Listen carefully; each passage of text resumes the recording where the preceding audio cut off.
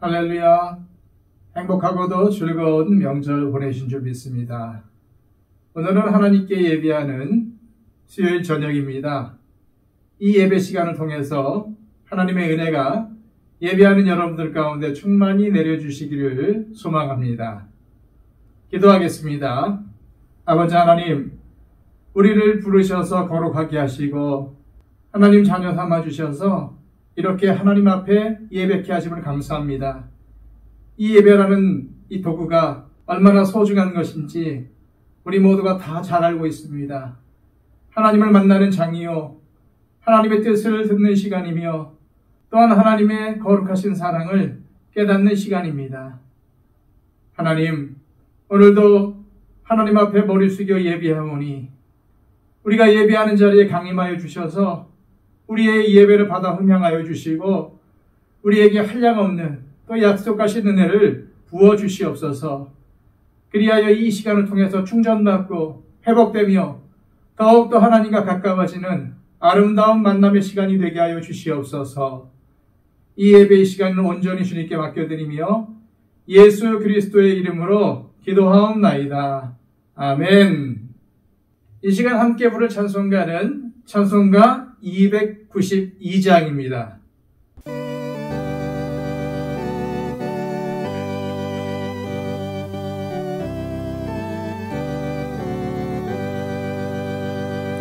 주 없이 살 수 없네 죄인의 구주여, 그 귀한 보배 피로 날 구속하소서. 구주의 사랑으로 흘리신 보혈이 내 소망 나의 위로 내 영광 됩니다. 주 없이 살 수 없네 나 혼자 못 서리. 힘없고 부족하며 지혜도 없도다. 내 주는 나의 생명 또 나의 힘이라. 주님을 의지하여 지혜를 얻으리. 주 없이 살 수 없네 내 주는 아신다. 내 영의 깊은 간구 마음의 소원을 주밖에 나의 마음 네 알아주리요. 내 마음 위로하사 평온케 하시네.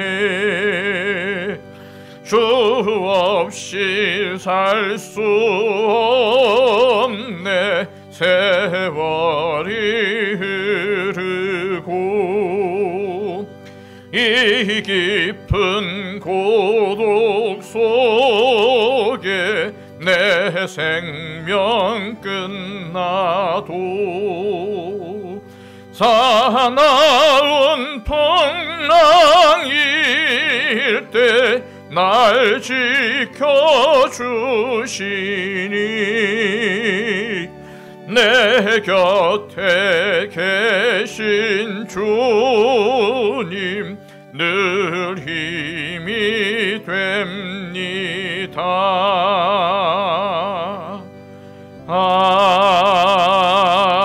아멘. 우리 찬송가 하나 더 부르겠습니다. 찬송가 438장입니다.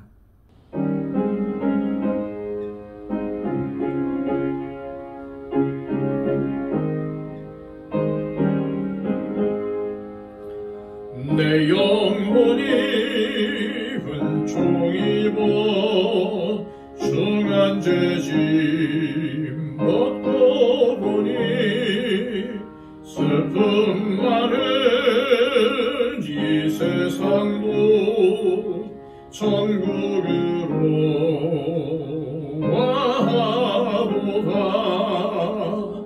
할렐루야 찬양하세. 내 모든 죄 사함받고 주 예수와 동행하니 그 어디나 하늘나라 주의 얼굴 뵙기 전에 멀리 뵈던 하늘나라 내 마음속에 이루어지니 날로 날로 가깝도다. 할렐루야 찬양하세. 내 모든 죄 사함받고 주 예수와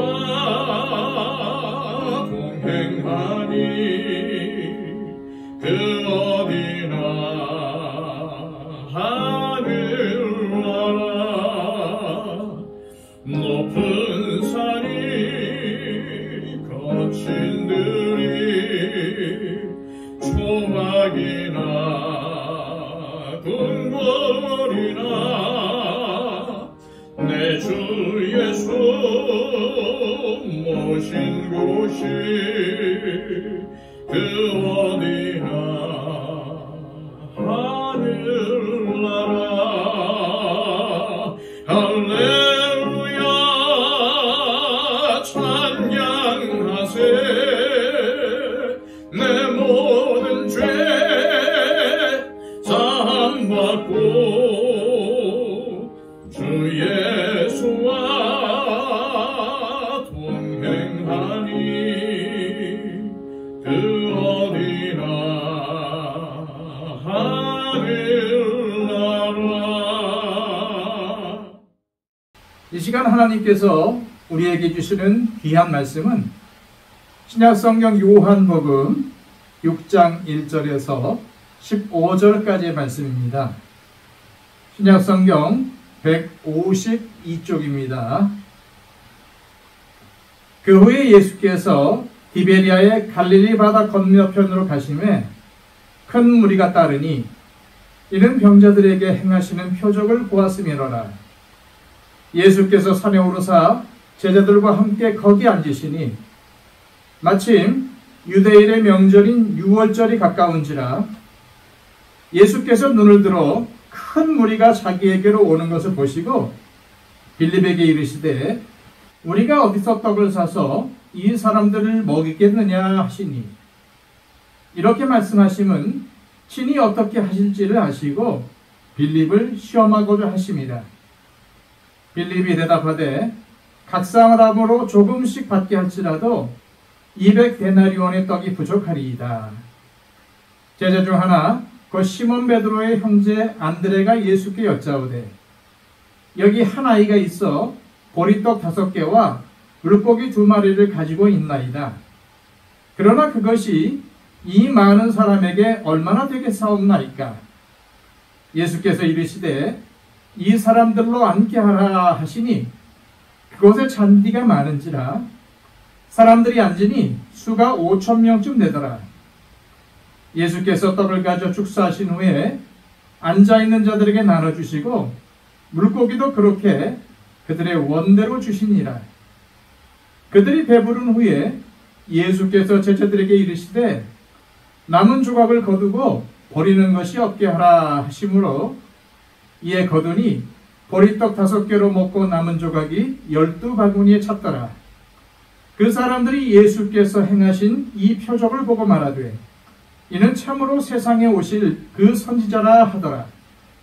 그러므로 예수께서 그들이 와서 자기를 억지로 붙들어 임금으로 삼으려는 줄 아시고 다시 혼자 산으로 떠나 가시니라. 아멘. 오늘 본문은 마태, 마가, 누가, 요한복음에 모두 등장하는 이적입니다. 예수님께서 행하신 이적으로는 유일하게 사복음서에 다 기록이 되어 있지요. 그리고 그 내용을 보면은 대개는 불가능을 가능하게 만든 예수님의 능력을 보여주려는 의도로 기록이 되어 있습니다. 제자들은 불가능한 일에 직면했습니다. 수많은 사람들을 먹여야 하는 문제가 그들 앞에 놓여 있었습니다. 그러나 이 오병이어의 이적은 불가능을 가능으로 바꾼 것이 핵심이 아닙니다. 다른 복음서에서는 그것이 핵심이지만 요한복음에서는 약간 다른 각도로 우리에게 보여주고 있습니다. 생각해 보십시오. 예수님은 아무것도 없는 데서 먹을 것을 만들어 사람들에게 먹이실 수 없으십니까? 당연히 하실 수 있습니다. 또 처음부터 제자들에게 어떻게 사람들을 먹일지 알아보라고 하실 필요가 없고 다 앉으라고 하신 후에 하늘에서 만나가 떨어지도록 하실 수도 있는 하나님이십니다. 그런데 왜 굳이 제자들에게 가서 알아보라고 하셨겠습니까? 또 굳이 다른 사람의 손을 통해, 그것도 한 아이를 통해 보리떡 5개와 물고기 2마리를 받으셔서 그것으로 기적을 베푸신 것입니까? 1절과 2절을 보겠습니다. 그 후에 예수께서 디베리아의 갈릴리 바다 건너편으로 가심에 큰 무리가 따르니 이는 병자들에게 행하시는 표적을 보았음이로라. 예루살렘 베데스다 연못가에서 38년 된 병자를 고치신 예수님은 그 후 갈릴리로 돌아오십니다. 이때 사람들이 예수님께로 몰려오죠. 마가복음을 보면은 이때는 제자들이 예수님의 명령에 따라서 나가서 전도하고 돌아온 직후입니다. 2사람씩 짝을 지어 나가 예수님처럼 귀신도 쫓아내고 병도 고치고 하나님 나라를 선포했습니다. 정말로 성공적인 사역이었죠. 그것을 본 갈릴리 사람들이 예수님과 제자들을 따라서 이곳까지 온 것입니다. 제자들도 저 정도라면은 그 선생은 얼마나 능력이 많겠느냐 하고 따라온 것입니다. 하지만 예수님은 제자들이 사람들의 잘못된 기대에 휩쓸리지 않게 하기 위해서 산으로 데리고 가십니다. 3절입니다. 예수께서 산에 오르사 제자들과 함께 거기 앉으시니, 이 무리들은 예수님을 끈질기게 따라다녔습니다. 그 이유는 제자들뿐 아니라 예수님이 여러 번 반복해서 병자들을 고쳐주시는 이적을 행하셨고 그들은 그것을 보았기 때문입니다. 예수님도 계속 병을 고치는 이적을 행하셨고 이 사람들은 따라다니면서 그것을 보았다는 것입니다. 무리들이 예수님을 따라온 것 자체는 잘한 일입니다. 하지만 과연 그들이 정말로 예수님을 이해하고 믿으면서 따라온 것인지에 대해서는 의문이 듭니다. 안타깝게도 예수님은 그들이 기대하던 구원자는 아니셨습니다. 그래서 예수님은 제자들도 그들의 잘못된 기대에 휩쓸린 나머지 예수님을 오해할까 싶어 산으로 데려가신 것입니다. 막 전도하고 돌아온 제자들에게 휴식을 주려는 의도도 있으셨습니다. 4절입니다. 마침 유대인의 명절인 유월절이 가까운지라. 여기서 굳이 유월절이 가깝다고 소개한 이유는 이 유월절이 요한복음에서 말하고자 하는 핵심과 깊은 연관이 있기 때문입니다. 보통 예수님이 공생의 3년을 사역하셨다고 하는데 어떻게 3년인지 아십니까? 그 기간이 3년 반 정도가 되는데 다른 복음서에는 안 나오지만은 요한복음에는 예수님께서 6월절에 행하신 일들이라고 나오기 때문입니다. 요한복음에 의하면은 예수님의 공생의 첫 번째 6월절은 2장에 예수님이 예루살렘의 성전을 청결하게 하신 때이고, 두 번째 6월절은 혹은 6월절이 지나고 50일째인 오순절일 수도 있는데, 앞에서 본 5장에 베데스다 연못에서 38년 된 병자를 고치신 때이고, 세 번째 6월절이 바로 오늘 본문에 나오는 6월절입니다. 그리고 네 번째 6월절이 십자가에 달리시는 그 6월절입니다. 이렇게 네 번의 6월절이 있다고 보고, 그래서 예수님의 공생의 사역이 3년 정도 되었다고 파악할 수 있는 겁니다. 바로 이 6월절에 일어난 오병이어의 이적은 예수님이 우리를 위해서 자신의 몸을 생명의 떡, 즉 우리를 위해 제물로 내어주셨다는 것을 상징적으로 보여주는 사건입니다. 요한복음 6장 전체가 예수님 당신이 우리의 영생을 위한 생명의 떡임을 설명하시는 내용입니다. 그래서 그것을 미리 오병이어의 이적을 통해서 보여주시는 것입니다. 그렇다면은 예수님께서 행하신 오병이어의 이적이 진짜로 의미하는 것은 무엇일까요? 첫째, 무가치한 사람을 써주시는 주님의 은혜를 기억하라는 것입니다. 5절과 6절의 말씀입니다. 예수께서 눈을 들어 큰 무리가 자기에게로 오는 것을 보시고 빌립에게 이르시되 우리가 어디서 떡을 사서 이 사람들을 먹이겠느냐 하시니, 이렇게 말씀하심은 친히 어떻게 하실지를 아시고 빌립을 시험하고자 하심이라. 예수님의 이 말씀은 요한복음에만 나옵니다. 다른 복음서에는 빌립이 질문을 받았다고 나오지 않습니다. 예수님은 눈을 들어 큰 무리가 자기에게 오는 것을 보시는데, 남자만 5,000명 정도니까 여자들과 아이들까지 다 합치면은 2만 명 정도는 넘었을 것으로 추정이 됩니다. 남자들은 일하러 간 사람들도 있었을 것이고 일이 없는 사람들만 쫓아왔을 것이기 때문에 여자들과 아이들은 더 많은 수가 따라왔을 것입니다. 이때 예수님의 눈에는 그들이 배가 고픈 사람들, 그래서 음식을 먹여주어야 하는 사람들로 보입니다. 다른 복음서들처럼 요한복음에는 예수님께서 직접적으로 그들이 배고파 보여서 불쌍히 여기셨다고는 나오지 않지만은 제자들에게 어떻게 이 사람들을 먹겠느냐라고 물으시는 것을 볼 때에 그들을 먹이기를 원하시는 주님의 마음을 엿볼 수 있습니다. 그들은 배고픈 사람들, 먹여주어야 할 사람들이었습니다. 그런데 그런 그들이 제자들의 눈에는 어떻게 보입니까? 그 큰 무리는 큰 문제로 보입니다. 날이 이미 저물어 저녁이 되었고 그들은 지금 빈들에 있습니다. 빈들이란 음식을 구하기 어려운 곳입니다. 제자들은 이미 모든 사람들에게 음식을 먹이는 것은 불가능하다고 결론을 내리고 있습니다. 그래서 예수님은 이 상황을 제자들이 어떻게 처리하는지 테스트하십니다. 대표적으로 빌립이 여기서 언급이 되는데 예수님은 베드로나 야고보나 요한이 아니고 왜 빌립에게 하셨겠습니까? 여기에 특별한 이유가 있다기보다는 빌립이 이곳에서 가까운 벳세다 출신이기 때문입니다. 빌립의 고향이 바로 여긴 거죠.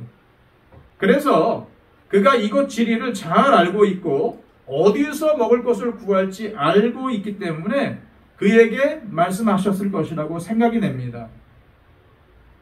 그리고 조금 뒤에 안드레가 나와서 이야기하는데 시몬 베드로와 안드레 형제 역시도 이곳 벳세다 출신의 사람들입니다. 그들의 고향이 여기이기 때문에 다른 제자들보다 앞에 나온 것입니다. 예수님은 자신이 세상을 떠나 하나님께로 가면은 제자들만 이 땅에 남게 될 텐데, 그때에 이러한 불가능한 일을 만나면 그 문제를 어떻게 해결할 수 있을지 미리 제자들을 훈련시키기를 원하셨던 것입니다. 이때 빌립은 예수님의 질문에 뭐라고 대답을 합니까? 7절 말씀입니다. 빌립이 대답하되 각 사람으로 조금씩 받게 할지라도 200데나리온의 떡이 부족하리이다. 이 말로 볼 때에 빌립은 굉장히 머리가 잘 돌아가는 사람이라는 것을 알 수 있습니다. 아주 수학적인 사람입니다. 계산이 빠릅니다. 200데나리온어치의 떡을 사도 조금밖에는 먹지 못하고 그것도 모자란다고 결론을 내려버립니다. 그 당시 노동자가 하루 품삯으로 한 데나리온을 받았는데 200데나리온은 그 당시 노동자가 8개월 정도 일해야 벌 수 있는 큰 돈이었습니다. 빌립은 숫자를 세마는 머리가 아주 빨리 돌아갔습니다. 그리고 결론이 뭡니까? 불가능하다는 것입니다. 자기 머리로는, 자기 계산으로는 도저히 불가능하다는 것입니다. 이거는 말이 안 된다는 거죠. 그때 예수님은 뭐라고 하십니까? 요한복음에는 나와 있지 않지만 마가복음을 보면은 너희가 먹을 것을 주어라 라고 하십니다. 그때 제자들이 얼마나 황당했겠습니까? 지금 전도를 갔다 와서 피곤하고 또 저녁 때이고 먹을 것을 구할 데도 없고 특히 돈이 없는데 어디서 200데나리온 어치의 떡을 사다가 이 사람들을 먹일 수가 있겠습니까? 제자들은 불가능하던 데에만 계속 초점을 맞추고 있습니다. 돈의 액수에만 집중하고 있습니다.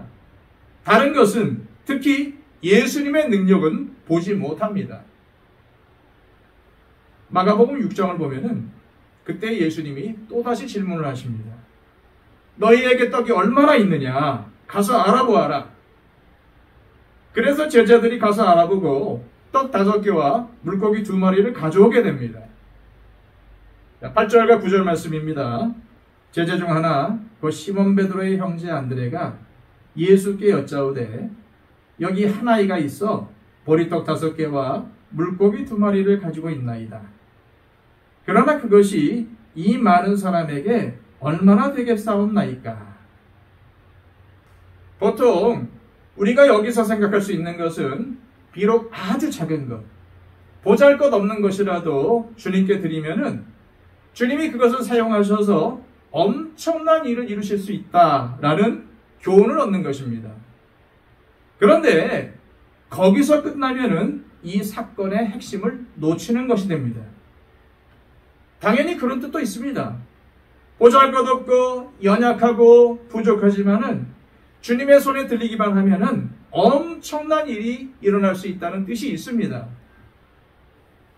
그런데 요한복음은 이 오병이어의 이적을 말하면서 그보다는 다른 사실을 교훈하고 있습니다. 생각해 보십시오. 보리떡 5개와 물고기 2마리를 통해서 일어나는 이적과 무에서 유가 나오는 이적 중에 어느 것이 더 기적답습니까? 보리떡 5개와 물고기 2마리로 남은 것을 12광주리나 넘게 거둔 것은 엄청난 기적입니다. 그러나 보리떡이나 물고기와 같은 보이는 것, 이것을 가지고 만들어낸 것과 아무것도 없는데 하늘에서 떡이 쏟아지거나 물고기가 떨어진다면 어떤 것이 더 엄청난 이적이겠습니까? 하늘에서 그냥 떨어지는 것이 엄청난 이적이 아니겠습니까? 당연히 주님은 그렇게 하실 수 있는 능력을 가지신 분이십니다. 하지만 그럼에도 불구하고 예수님은 이때 보리떡 5개와 물고기 2마리를 사용하셨다는 겁니다. 이것은 보잘것없어도 우리가 뭔가를 드려야만 주님께서 일하실 수 있다는 의미가 아닙니다. 여기서 오병이어가 의미하는 것은 하나님이 하나님 나라를 확장하고 주님의 복음을 전파하는 일에 연약하고 부족한 우리를 사용하신다는 그 사실에 있습니다. 뭔가 보잘것없는 것이라도 주님 앞에 드릴 때에 하나님이 그것을 귀하게 사용하신다는 뜻도 있지만은 그 이전에 연약하고 부족한 우리를 사실 써봐야 별 소용이 없는 그런 존재를 써주신다는데 더 초점이 있는 것입니다. 예수님께서 행하신 일들에 대해서 우리가 주목해야 하는 것은 이적 자체가 아닙니다. 아무리 놀랍고 아무리 대단한 이적이라 하더라도 예수님께서 하시는 일의 목적은 사건 그 자체가 아니라 사람을 위한 것입니다. 다시 말해서 우리가 무엇인가를 들여서 헌신하고 우리가 하는 어떤 것 때문에 하나님께서 엄청난 일을 이루신다는 것이 아니라 우리는 아무리 들여봐야 주님께서 쓰시기에 별로 소용이 없는 존재라는 것을 깨닫는 것이며 그럼에도 불구하고 주님은 그런 보잘것없는 우리를 사용하시기를 기뻐하신다는 데 초점이 있는 겁니다. 그래서 우리가 그런 사실을 깨닫고 진짜 하나님의 백성이 되는 것이 초점입니다. 이 오병이어의 사건에서도 예수님은 굳이 제자들을 테스트하십니다. 그냥 군중들에게 이적을 베푸셔서 먹이시면 되는데 제자들을 테스트하시면서 제자들이 뭔가를 깨닫기를 바라고 또 뭔가를 배우기를 바라십니다. 지금 이 제자들은 여기서 모든 믿는 사람들을 대표하는 역할을 하고 있습니다. 전혀 특별하지 않은 아주 평범한 그들을 불러서 예수님은 제자로 삼아주셨고 제자가 뭔지 그 역할을 가르쳐주고 계십니다. 하나님의 사람으로 만들어가고 계십니다. 이것이 오병이어 이적의 중요한 핵심입니다. 예수님은 아무것도 없어도 기적을 일으키실 수 있는 분이신데도 보리떡 5개와 물고기 2마리라는 도구를 사용하십니다. 왜 그러십니까? 그것은 우리에게 필요한 것들은 너무나도 많은데 그것에 비해 우리가 가진 것들이 얼마나 하찮은가를 깨닫게 하시고 우리의 힘으로는 우리 자신의 필요를 채울 수 없는 존재라는 사실을 깨닫게 하시기 위함입니다. 또한 보잘것없는 보리떡 5개와 물고기 2마리를 사용하신 것처럼 주님은 정말로 형편없고 쓸모없는 우리도 하나님 나라를 이 땅에 이루어가는 일에 사용하신다는 것을 보여주시기 위해서입니다. 이것이 우리에게 얼마나 큰 위로가 되는지 모릅니다. 개중에는 나 정도 되는 사람이면 당연히 하나님께서 쓰실만 하지 라고 생각하실지도 모르겠습니다. 하지만 정말로 그렇게 생각하고 있다면 세상에서 가장 큰 착각입니다. 왜 그럴까요? 우리 중에는 하나님이 쓰실 만한 사람은 한 명도 없기 때문입니다. 이 땅 위에 의인이 하나도 없다고 하셨는데 어떻게 하나님께서 쓰실 수 있겠습니까? 그럼에도 불구하고 우리를 써주신다는 것, 이것이 바로 은혜입니다. 하나님의 이 은혜를 진심으로 깨달은 사람만이 영과 진리로 예배드릴 수 있습니다. 아이고 오늘 또 주일이네. 아이고 오늘 또 예배드리는 날이네. 귀찮네. 이것이 아니라 이 은혜를 정말로 깨달은 사람은 진실한 마음으로 간절한 마음으로 하나님께 기도하고 하나님을 찬양하며 하나님께 예배를 드릴 수 있게 됩니다. 그래서 말씀도 열심히 읽고 기도하며 묵상하게 되는 것입니다. 그리고 그 말씀에 순종하여 말씀대로 살게 되는 것입니다. 둘째로 예수님의 행하신 오병이어의 의미는 필요가 없는데도 동참시켜주시는 은혜를 기억하라는 것입니다. 이때 한 아이가 보리떡 5개와 물고기 2마리를 가지고 있어서 안드레가 그 아이를 예수님께 직접 데리고 왔습니다. 아이가 자기가 먹을 도시락으로 보리떡 5개와 물고기 2마리를 가져온 것이었죠. 분명히 아이의 식사량은 어른보다 적습니다. 아이나 먹을 만한 그 정도의 양을 가져왔을 것입니다. 안드레와 제자들은 아이가 가져온 보리떡 5개와 물고기 2마리를 보며 그러나 이렇게 많은 사람들에게 그것이 무슨 소용이 있겠습니까? 라고 부정적으로 말을 합니다. 이것을 요즘 우리식으로 말하면 요까지 것 가지고 뭐 어디다 쓰겠습니까? 라는 말이죠. 아주 하찮게 보는 것입니다. 드리겠다고 가져온 것은 귀한데 이건 말이 안 된다는 겁니다. 그런데 예수님이 보시는 것은 제자들과는 달랐습니다. 제자들이 보기에는 하찮은 것이고 요까지 것이었지만은 놀랍게도 그것을 가지고 엄청난 이적을 일으키십니다. 쓸 수도 없는 것을 가지고 엄청난 기적을 일으키신 것입니다. 2만 명이 넘는 사람들을 먹이려면 엄청나게 많은 음식이 필요한데 가진 것이 떡 5개와 물고기 2마리 뿐입니다. 그런데 예수님은 그 보잘것없는 것을 사용하신다는 것입니다. 사실 그러한 게 나왔을 때에 됐다, 그냥 내가 알아서 하겠다 라고 하셔도 되는데 굳이 그것을 사용하셨다는 겁니다. 마찬가지로 우리가 주님 앞에 주님의 일에 저를 써주십시오 라고 나가면 주님께서 보시고 됐다, 내가 그냥 알아서 혼자 하겠다 라고 하시지 않고 헌신하는 저와 여러분을 써주신다는 겁니다. 이것이 바로 하나님의 동역자가 되는 엄청난 축복입니다. 충분히 혼자 하실 수 있는 분이 정말로 쓸모없고 보잘것없는 우리를 통해서 일하시는 것입니다. 자, 이제 10절부터 13절까지의 말씀입니다. 예수께서 이르시되 이 사람들로 앉게 하라 하시니 그곳에 잔디가 많은지라 사람들이 앉으니 수가 5,000명쯤 되더라. 예수께서 떡을 가져 축사하신 후에 앉아있는 자들에게 나눠주시고 물고기도 그렇게 그들의 원대로 주시니라.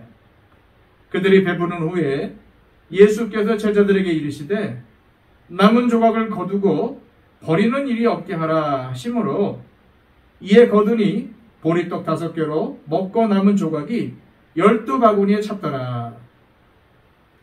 여기서 저에게 가장 은혜가 되는 말씀은 이것입니다. 그들의 원대로 주시니라. 지금 여기에 모인 사람들은 간식을 먹는 것이 아닙니다. 저녁거리가 없습니다. 그런데 예수님께서 음식을 나눠주시니까 정신없이 먹는 겁니다. 더 달라, 더 달라 라고 외치면서 마구 먹는 것입니다. 정신없이 먹다 보니까 배가 부릅니다. 이 사람들이 배가 안 불렀으면 남는 것이 있겠습니까? 남는 게 없었겠죠. 그런데 12바구니나 남았습니다. 그러니까 충분히 배가 불렀다는 겁니다. 충분히 먹었다는 말입니다. 그런데 음식이 12바구니나 남는 이적을 통해서 가장 놀란 사람, 가장 큰 영적인 깨달음을 얻은 사람이 누구이겠습니까? 분명히 제자들일 겁니다. 오병이어의 이적이 일어났을 때에 그 기적을 가까이에서 직접 눈으로 확인하지 않았습니까? 보리떡 5개와 물고기 2마리가 어떻게 2만 명이 먹고 남을 정도로 늘어났는지 우리는 정확히 알 수 없습니다. 예수님께서 감사 기도를 하시고 제자들이 그것을 나눠 주었을 텐데 남자만 5,000명이고 전체가 약 2만 명이 넘으니까 꽤 오랜 시간이 걸렸을 것입니다. 퍼주고 또 퍼주어도 계속 늘어나니까 나눠주는 제자들이 얼마나 신이 났겠습니까? 우리는 오늘 말씀을 통해서 하나님께서 일하실 때 거기에 동참하도록 부르시는 사람들은 제자들처럼 너무나도 평범한 사람들이고 사실 한 것이 아무것도 없지만 쓰임을 받는다는 사실을 발견할 수 있습니다. 제자들이 쓰임을 받은 것이 무슨 남다른 능력이 있어서가 아닙니다. 여기서 제자들이 한 일이 무엇입니까? 자기들이 가지고 온 것도 아니고 예수님께서 주신 것을 그저 받아다가 전달해 준 것뿐입니다. 중간자의 역할, 분배자의 역할을 한 것뿐입니다. 예수님이 주신 풍성한 것을 받아서 풍성하게 넘겨준 것입니다. 받아서 넘겨주어 많은 사람들이 배부르게 되었습니다.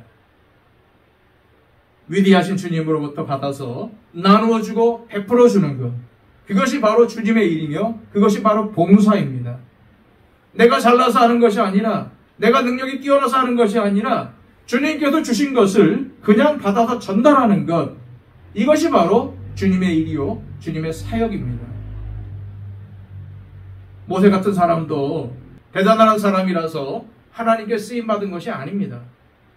40년 동안 애굽의 왕궁에서 훈련을 잘 받았기 때문에 쓰임받은 것입니까? 그게 아닙니다. 그때는 그저 사람을 죽이고 도망간 것밖에 없습니다. 도망친 다음에는 40년 동안 미디아 광야에서 양치기로 살았습니다. 그렇게 80세가 되어서 힘이 다 빠지고 아무것도 할 수 없을 때, 그렇게 희망이 없을 때에 하나님이 오히려 부르셔서 그를 그때 사용하셨습니다. 그러니까 인간에게는 희망이 없어 보여도 하나님께서 하시려고만 하면 된다는 것입니다. 하나님은 그것을 모세를 통해서 보여주기를 원하셨고 오늘 사건을 통해서 보여주기를 원하시는 것입니다.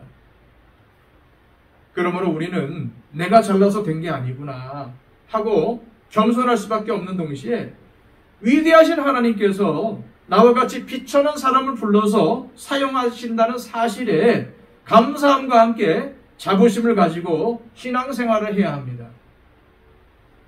우리는 사실 하나님 앞에서나 다른 사람들 앞에서 보잘것없는 존재입니다.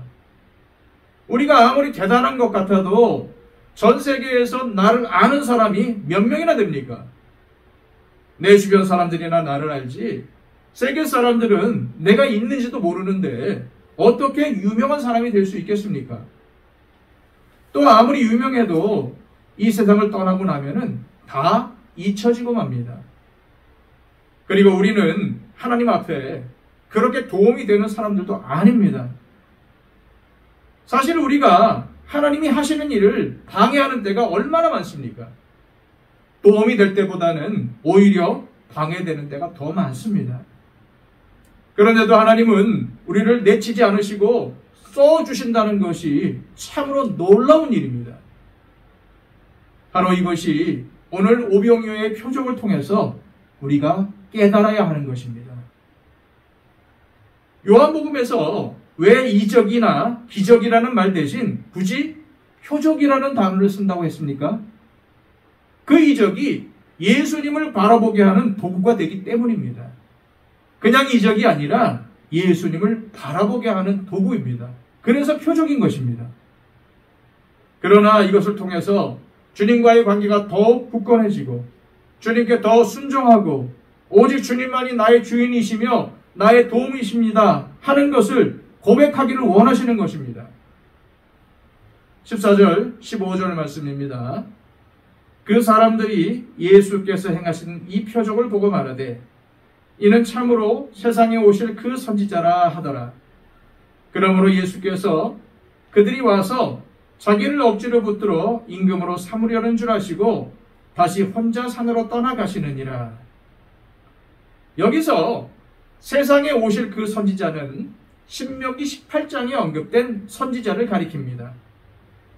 모세는 이스라엘 백성들에게 고별 설교를 하면서 하나님이 네 형제 중에서 나와 같은 선지자 하나를 세우실 것이다 라는 유언 같은 말씀을 남깁니다.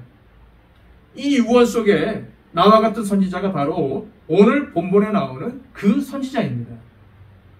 결국 모세가 예언한 나와 같은 선지자가 누구입니까?